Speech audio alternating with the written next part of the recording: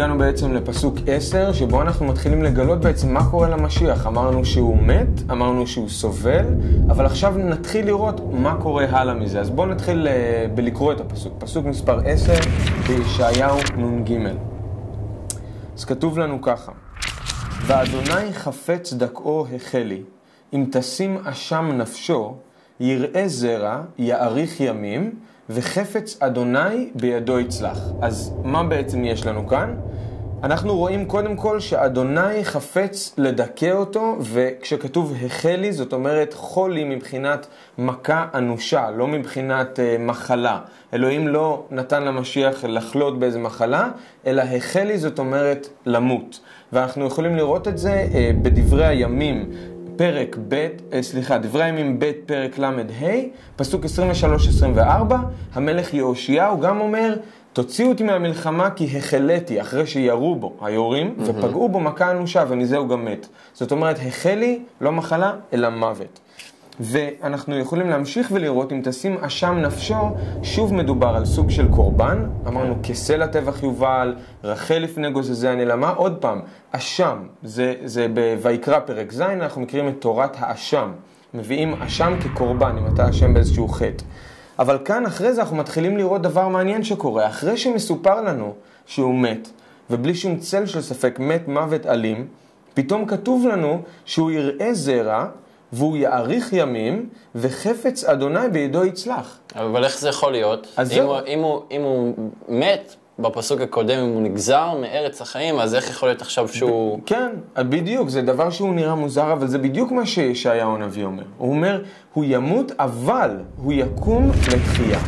הוא יקום לתחייה, זה בדיוק מה שישעיהו הנביא אומר.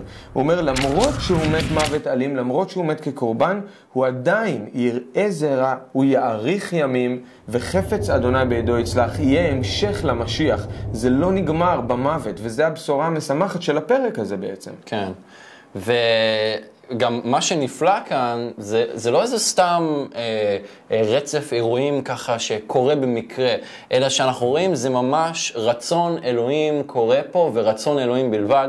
אנחנו רואים את זה בפסוק 10 עצמו שרשום, ואדוני חפץ, זה רצון של אלוהים. ואפשר גם לראות את זה במקומות אחרים.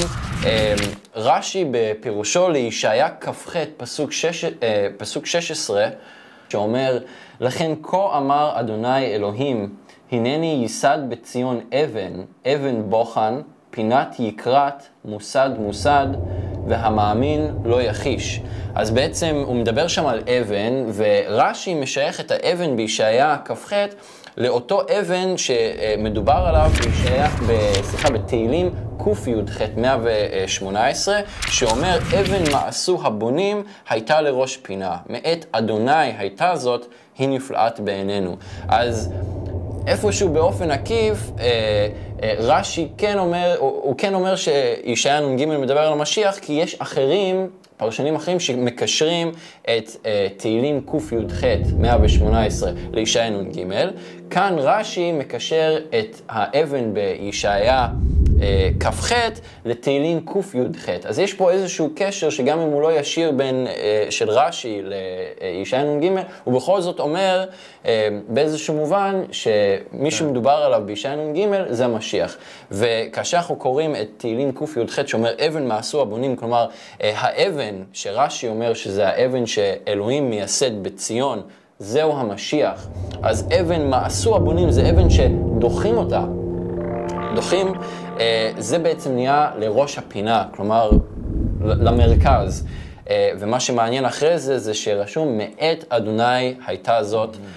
אז גם כאן אנחנו רואים שזה לא סתם, הדחייה הזאת זה לא דבר סתמי וזה לא עניין מקרי, אלא זה רצון אלוהים ורצון אלוהים בלבד. נכון, אז יש המון סטפן בפסוק הזה, שאנחנו רואים שוב את ההדגשה שהמשיח ימות, יסבול כקורבן אשם, ואחר כך יקום לתחייה, אבל כמו שציינת, כל זה לא באקראי ולא סתם, אלא זה תוכנית אלוהים.